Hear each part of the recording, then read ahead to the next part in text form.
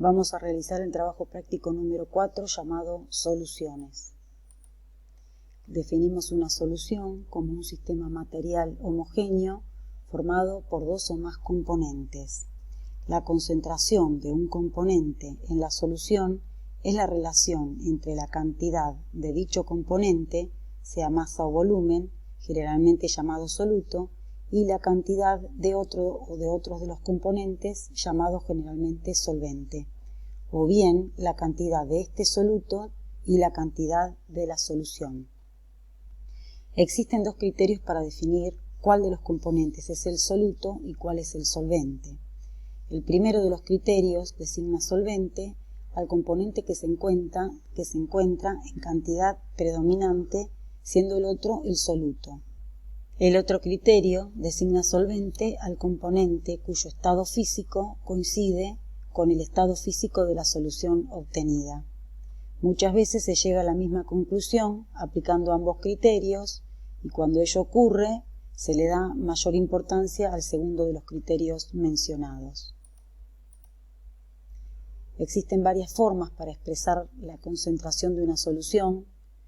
Algunas son más sencillas y ya vistas, como porcentaje masa en masa, porcentaje masa en volumen en volumen, o porcentaje gramos de soluto por litro de solución.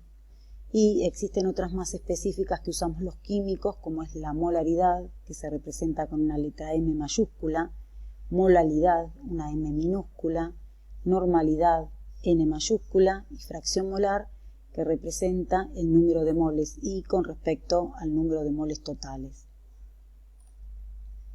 Vamos a hablar de proceso de disolución de una sal y vamos a representarlo como si fuera una ecuación química, en el cual el sólido iónico se va a poner en contacto con el agua y va a formar iones.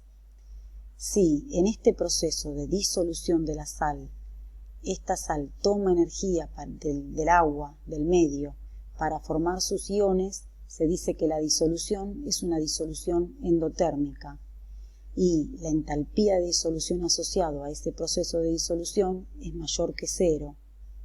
En caso contrario, si la disolución de la sal libera energía para formar sus iones, se dice que la disolución es una disolución exotérmica o es un proceso exotérmico, tiene asociado una entalpía de disolución menor que cero y está representada en esta ecuación.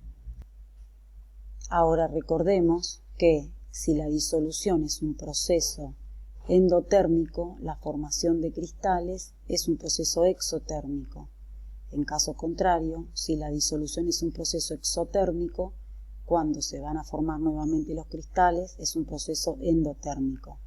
O sea, si en un sentido se libera energía, si en un sentido se absorbe energía, en el otro se libera la misma.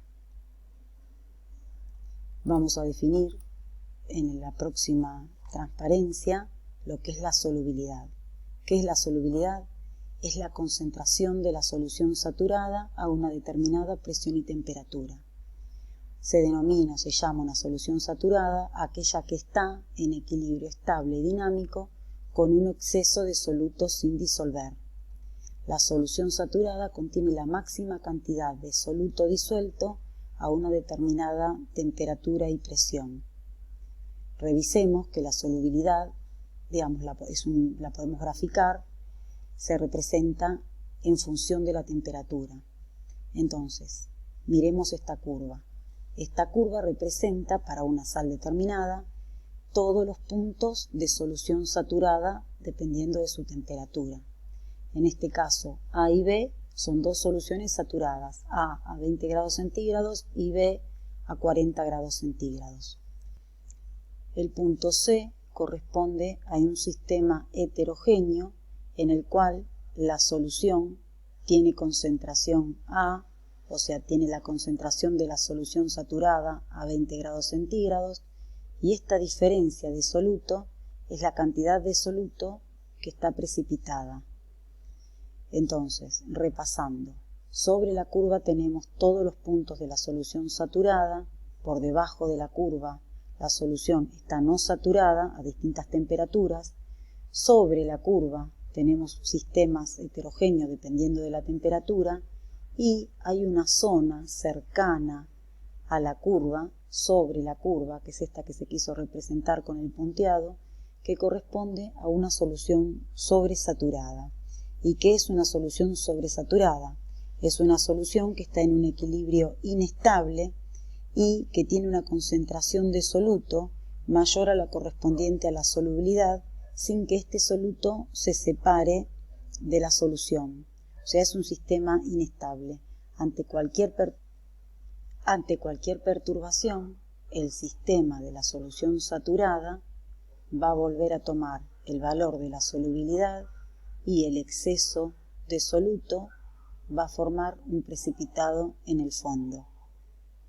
Por eso se dice que es un sistema inestable.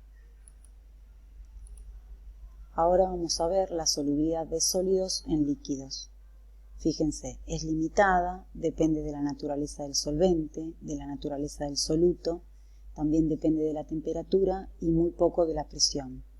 Fíjense que algunas sales es prácticamente constante la solubilidad en función de la temperatura, como pasa con el cloruro de sodio. La mayoría de las sales presentan una disolución endotérmica, o sea, a medida que aumenta su temperatura se puede disolver o se encuentra más cantidad de soluto disuelto.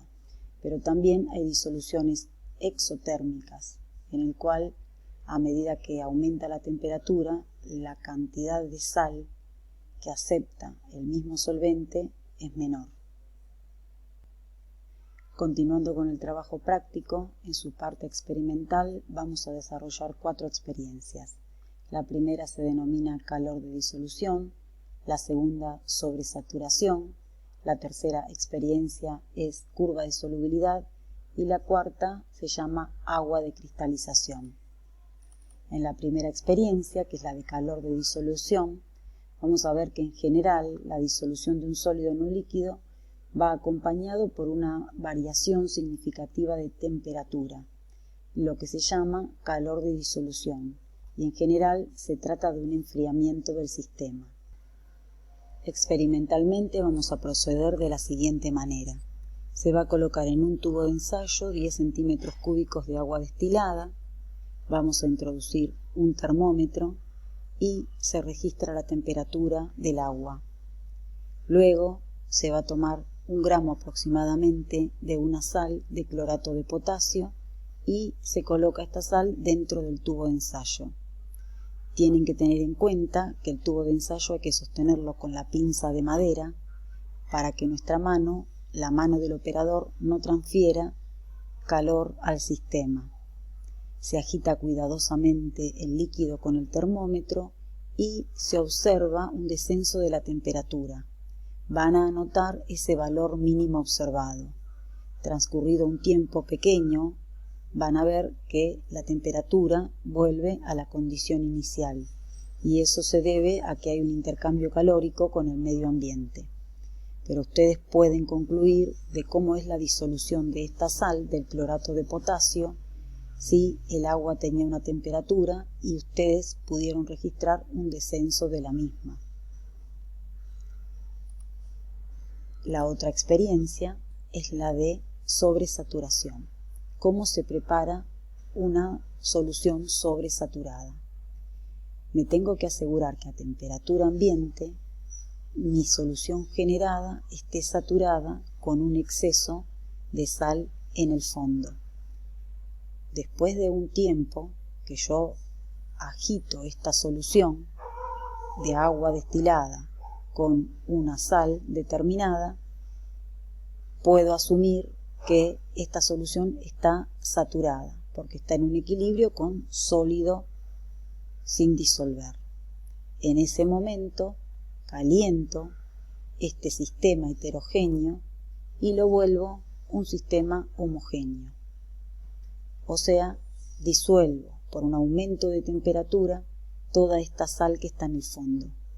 Y ahora mi sistema está a una temperatura mayor y es una solución totalmente límpida. O sea, todo este exceso de sal está disuelto. ¿Por qué? Porque calenté este sistema heterogéneo. Fíjense acá, yo tenía una solución en el primer tubo saturada con sólido en el fondo sin disolver. Estaba en un punto de la curva.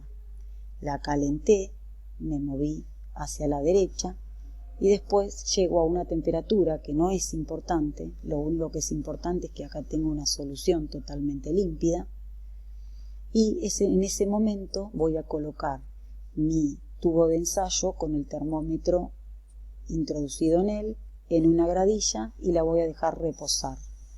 Entonces el sistema va a bajar su temperatura y va a pasar lo que está ampliado acá. Fíjense, yo tenía en negro mi curva de solución saturada. Esta línea más gorda, verde, es la de solución sobresaturada. Yo fui de un sistema de solución saturada, lo calenté, llegué a la línea roja, aumenté su temperatura. Lo dejé reposar y ahora me voy a mover hacia la izquierda por la línea celeste o azul. Entonces mi sistema va a ir bajando de temperatura lentamente, sin que se dé cuenta. Estoy engañando al sistema, lo estoy llevando a una zona de sobresaturación, que es esta zona verde que está acá. Entonces, mientras yo no le produzca ninguna perturbación, mi sistema está en esta línea azul. Cuando yo le realice una perturbación, fíjense cómo queda el tubo.